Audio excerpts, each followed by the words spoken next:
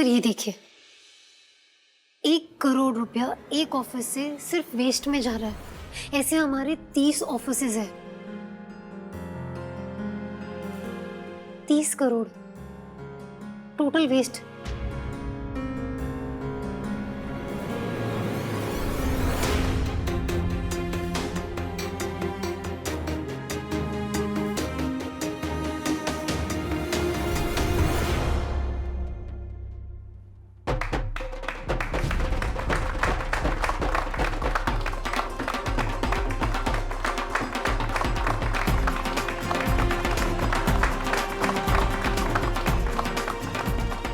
Brilliant.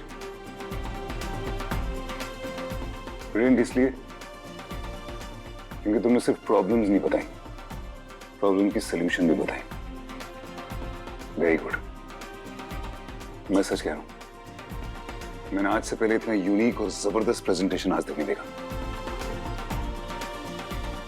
Simple और effective.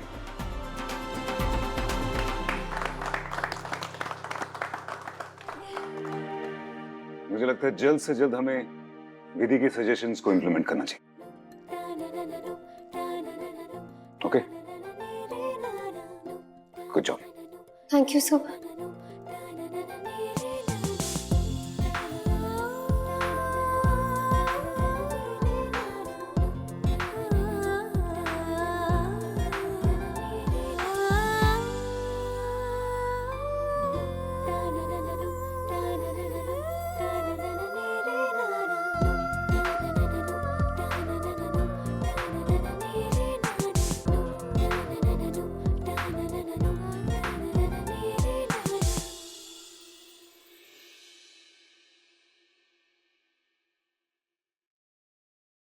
बहुत सही मौके पे आए हैं आप। हम आपकी वो रेनोवेशन की प्रोजेक्ट फाइल भी देख लेते हैं और एक्चुअली ना हमें आपसे एक मदद भी चाहिए।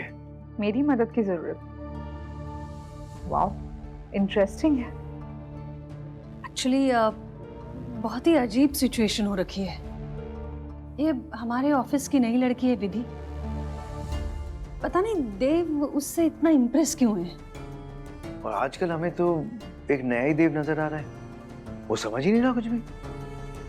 आपने खुद भी देखा होगा ना। आपकी इमेजिन, आपकी फाइल भी अब जाएगी विधि के पास और वो अप्रूव करेगी या फिर रिजेक्ट कर सकती हो। Not bad. मैं इन दोनों के सहारे अपनी मंजिल यानी देव के दिल तक पहुंच सकती हूँ।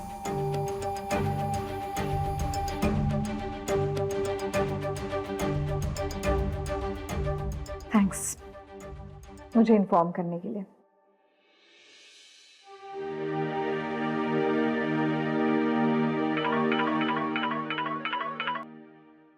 प्रणाम चाची जी। प्रणाम प्रणाम मेरी बच्ची। मेरी बेटी, तू एक बार अपने बॉस से बात तो करके देख कि वो गोल्डन को किसी अच्छी जगह पर रख ले। अरे रौनक आ जाएगी तेरे ऑफिस में। चाची जी आप गोल्डन से कहिए ना कि वो ऑफिस में सीवी सबमिट कर दे। आप कहे तो उसमें मैं उसकी मदद कर सकती हूँ, लेकिन जॉब तो उसे अपनी काबिलियत पर ही मिलेगी ना। चुप कर पगली फिल्म।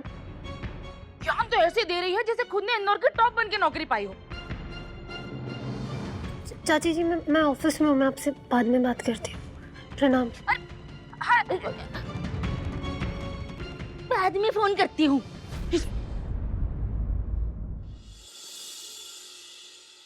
प्रताप अंकल से मिलने की बात की तुमने? सर वो पर्सनल बात है ना, तो वो ऑफिस में बोलूं कि नहीं बोलूं? बोलो। सो मैंने बात कर ली, आप जब चाहे तब प्रताप अंकल से मिल सकते हैं। Thank you, really. सर वो पर्सनल बातें हो रही है तो मैं एक बात और बोलूं? बोल। हाँ सर, वो मेरी माँ को ना आपसे मिलना था, सिर्फ 5 मिनट के लिए। मैंने माँ से कह दिया ऑफिस में नहीं, लेकिन सर बालघर आते रहते हैं, तो अगर आपको ठीक लगे तो। आज शाम को 5 बजे बालघर में।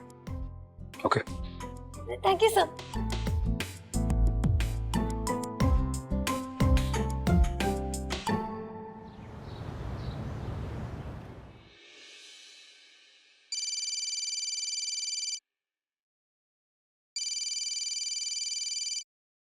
हाँ विधि बेटा बोल। माँ वो आपको देव सर से मिलना था ना, हाँ हाँ तो आप 5 बजे पालघर आ जाना। हाँ मैं पहुंच जाऊंगी। सुनना, आज मुझे थोड़ा जल्दी जाना है। क्यों? वो विधि के सर है ना, देव सर, उनसे मिलने जाना है।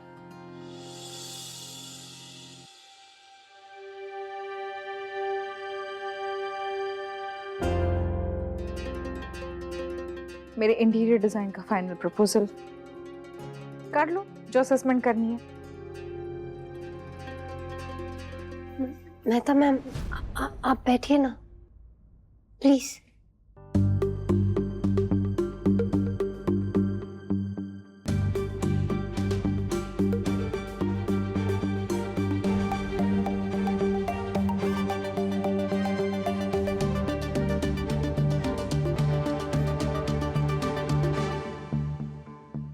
जब तुम अपनी ड्यूटी करती हो तो काम पे जो फैसले लेती हो तो वो रिश्ते, पावर और पोजीशन से ऊपर उठ कर लो। तुम्हारे सामने जितने फैक्ट्स हैं उनके बेसिस पर लो।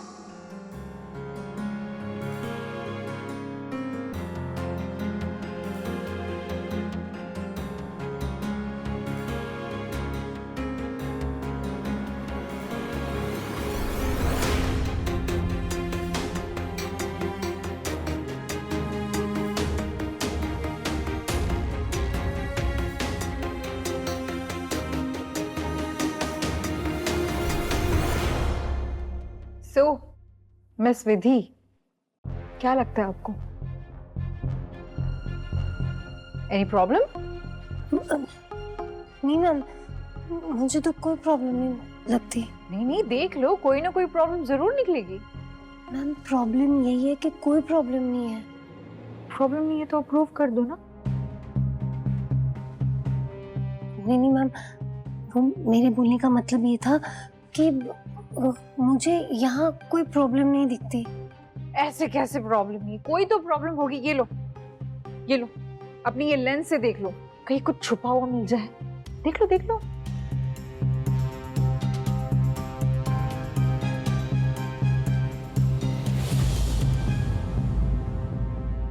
नहीं मैम, आप समझ नहीं रही है।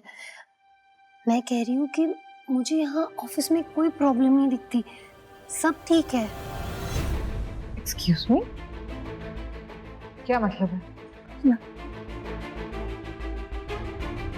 मतलब मैम, हमारा ये जो ऑफिस है ये बिल्कुल ठीक है। इनफैक्ट कितना सुंदर है हमारा ऑफिस। और मैम, किसी भी चीज को तब बदला जाता है जब वो खराब हो जाए या टूट फूट जाए, तभी उसकी मरम्मत होती है ना। लेकिन हमारे ऑफिस में तो सब एकदम ठीक है। किसी भी चीज को तब बदला जाता है जब वो खराब हो जाए या टूट फूट जाए, लेकिन हमारे ऑफिस में तो सब एकदम ठीक है। तो फिर ये मरम्मत क्यों करवाए ना मैम? ये मेरा ओपिनियन है, बाकी आपको जो ठीक लगे। लिसन मिस विधि, ये कॉर्पोरेट वर्ल्ड है, यहाँ जो दिखता है वही बिकता है। बड़े बड़े लोग आते होंगे ना यहाँ पर, फर्स्ट इंप्रेशन नाम की भी कोई चीज होती है। तुम्हारा रसोई घर नहीं है, इसलिए अपनी जो बहनजी ब्रांड आइडियाज है ना, अपने पास रखो। और क्या पता है तुम्हें कॉर्पोरेट दुनिया के बारे में? रोज रोज एक ही चीज देखने के बाद हर कोई बोर हो जाता है, चाहे वो इंसान, स्टाफ हो या बॉस। और फिर इंटरेस्ट हटता है और सीधा नतीजा उसके परफॉर्मेंस पर। एक इंसान की भी परफॉर्मेंस अगर खराब हो जाती है ना, तो पूरे कंपनी पर असर पड़ता है। पता है ये सब कुछ? Excuse me everyone, please come here. Please आइए, आइए, यहाँ पर आइए। प्लीज आइए, प्लीज प्लीज प्लीज कम। आज के बाद कोई भी कपड़े बदल कर नहीं आएगा, रोज सभी यही कपड़े पहनेंगे। क्यों मैम?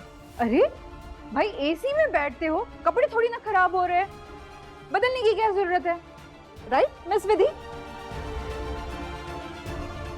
और हाँ, जो आज से जिस हालात में है वो उसी हालात में रहेगा। अगर कोई छोटे घर में रहता है तो बड़े घर के सपने नहीं देखेगा। क्यों? क्योंकि ये हमारे डिफेंस ऑफिसर मिस विधि की फिलॉसफी है ना?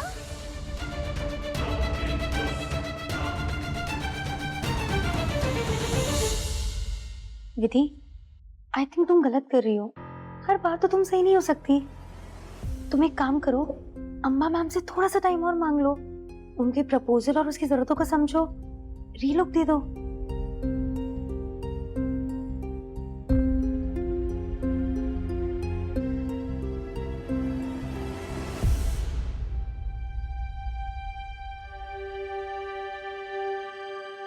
मेहता मैम,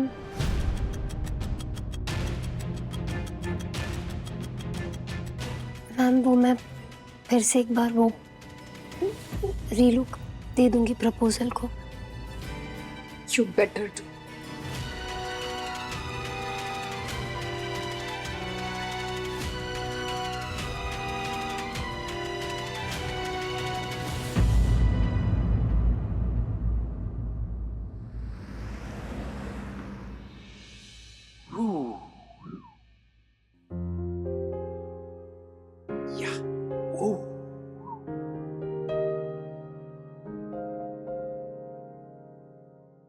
क्या हो गया, टेंशन में लग रही हो? नहीं सर, कुछ भी नहीं। वो मैं ठीक हूँ, मैं ठीक हूँ। वो माँ नहीं आई ना अब तक, तो बस।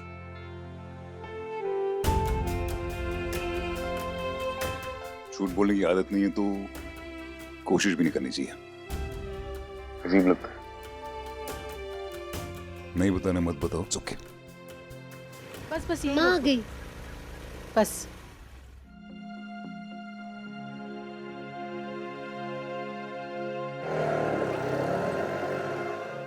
जी नमस्ते। वो घर से निकलते निकलते थोड़ी देर हो। कोई स्ट्रेस नहीं। विधि, जाना बेटा, तू खेल ले बच्चों के साथ, फिर साथ ही निकल लेंगे। ठीक है माँ।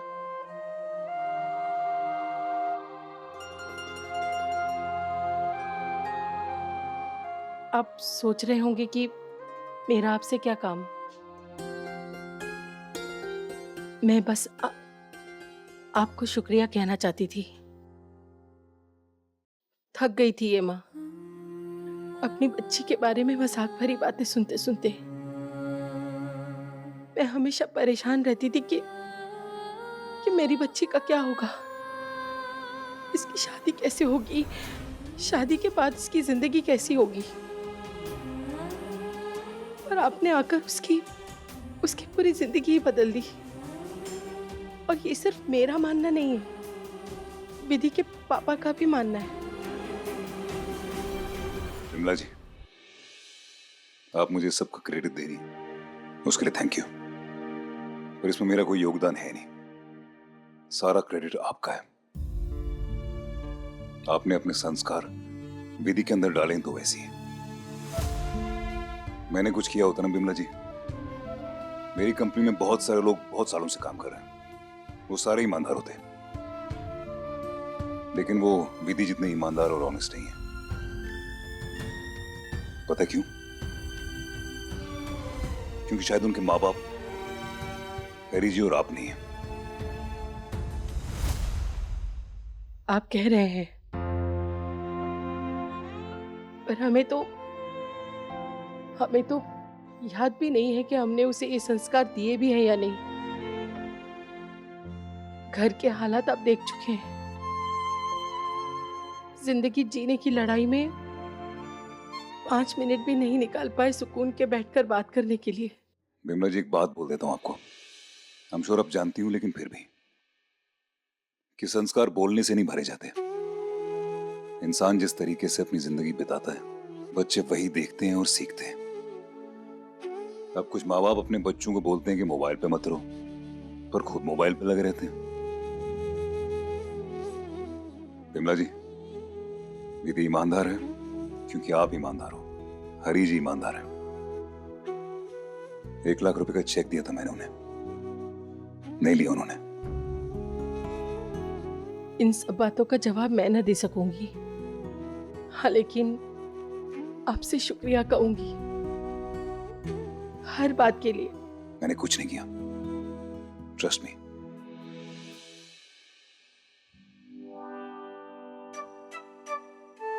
जी चलते हैं। प्रणाम। प्रणाम। चल।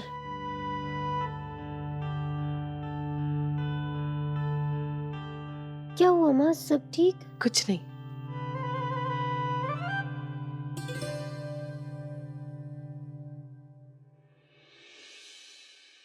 गुड न्यूज माँ, विधि की प्रताप अंकल से बात हो चुकी और मैं कल उनसे मिलने जा रहा हूँ।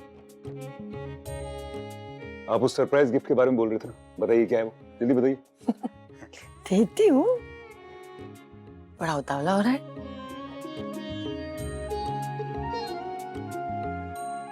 देव, ये तेरे पापा ने अपने आखिरी दिनों में प्रताप जी के लिए एक खत लिखा था। कबर्ड में मिला, लगता है उन्हें पोस्ट करने का मौका नहीं मिला। मैंने कभी खोल के नहीं देखा तो मुझे नहीं पता अंदर क्या है। हाँ, पापा ने अपने आखिरी दिनों में लेटर लिखा था। वो चाहते थे शायद कि ये उनके दोस्त तक पहुंचे, कुछ इंपॉर्टेंट ही होगा। मुझे लगता है प्रताप जी के लिए इससे अच्छा तोहफा और कोई नहीं हो सकता। ये उनकी अमानत है, उन तक सही सलामत पहुंचा देना, इस पर सिर्फ उनका हक है। बैठ।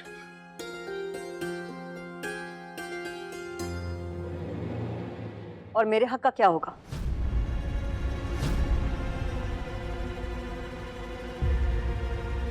अब क्या करें? कहना क्या चाहती हो प्रिया? रायचंद खानदान की परंपरा है कि यहाँ की औरतें काम नहीं करती। तो मेरी तो एक ही बेटी है। आगे चल के इस बिजनेस को कौन संभालेगा, ये एक बहुत बड़ा सवाल है। सो आई थिंक इस प्रॉब्लम का सलूशन इनसे बेहतर और कोई नहीं दे सकता। राइट भाई साहब? देव, तुम ऑफिस से आए हो, थक गए होंगे, जाओ जाकर आराम करो।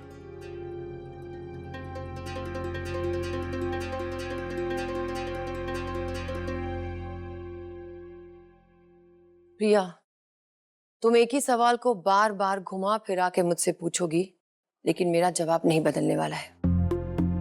मेरा जवाब वही रहेगा। रायचंद खानदान की औरतें घर से बाहर काम करने नहीं जाएगी। मेरा सवाल मेरी बेटी को लेकर है। तो बताइए मम्मी जी, आगे क्या होगा? तुम्हारे पास एक ही रास्ता है, तुम दूसरे बच्चे की तैयारी करो। और मैं इस बार भगवान से प्रार्थना करूंगी कि तुम्हें लड़का हो। What?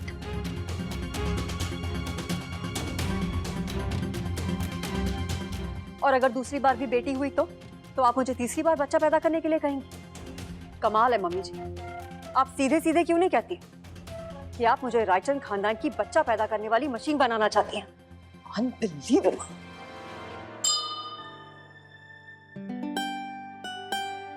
हे माँ, अब आप ही का सहारा है। जय माँ मिलापिनी।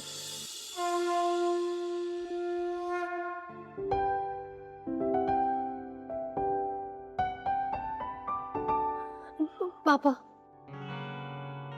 वो मुझे आपसे एक बात करनी थी। हाँ बेटा। वो बात सुन के पापा शायद आपको बुरा लगे, लेकिन आपसे बिना पूछे अगर मैंने वो काम किया ना पापा, तो मुझे बहुत बुरा लगेगा। बेटा, जो भी पूछना खुल के पूछ, क्या बात है? पापा, वो नीली मौसी वाला गिफ्ट था ना, जो आपने फेंक दिया था, वो माँ जाकर लेकर आई थी वापस, और उन्होंने मुझे दे दिया और उन्होंने कहा कि ये मैं ऑफिस में रख दूं, और जब सब ठीक हो जाएगा तब मैं उसे वापस ले आऊं। मैं जब उसे ऑफिस ले गई और मैंने उसे खोला तो उसके अंदर एक गिफ्ट था, लेंस ऑफ ऑब्जेक्टिविटी। तुम्हारी मम्मी की फ्रेंड के जो हस्बैंड है ना, प्रताप अंकल, मेरे पापा के कॉलेज के बेस्ट फ्रेंड है। तुम बिलीव नहीं करोगी, मैं इतने सालों से कोशिश कर रहा हूँ कि इनसे एक मुलाकात कर पाऊँ। शायद अब मिल पाऊँ। मिलोगी ना? और अब देव सर प्रताप अंकल से मिलना चाहते हैं।